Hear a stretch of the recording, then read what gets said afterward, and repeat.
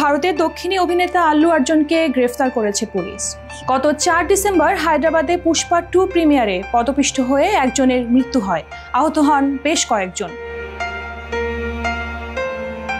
হায়দ্রাবাদের সন্ধ্যা থিয়েটারে পুষ্পা 2 ছবির প্রিমিয়ার দেখতে গিয়েছিলেন 39 বছর বয়সী রেবতী, সঙ্গে ছিল তার ছেলে। আল্লু অর্জুন থিয়েটারে পৌঁছতেই তার নাগাল পেতে অনুরাগীদের মধ্যে হুড়োহুড়ি পড়ে যায়। ভিড়ে পদপিষ্টের মতন পরিস্থিতি তৈরি হয়, যার জেরে দম বন্ধ হয়ে মৃত্যু হয় রেবতী নামে এই মহিলার।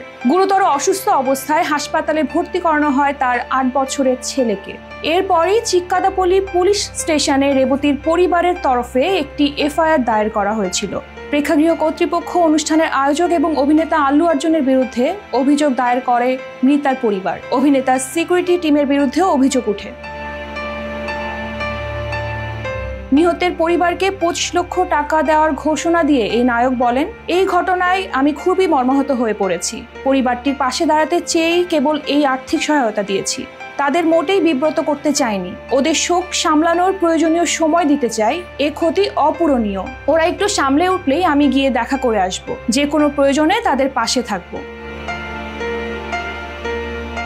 কিন্তু শেষ রক্ষা হলো না। বিএনএস ধারা 105 ও 114 এ মামলা করা হয় আল্লুর বিরুদ্ধে। শুক্রবার হায়দ্রাবাদ পুলিশ গ্রেফতার করে অভিনেতাকে।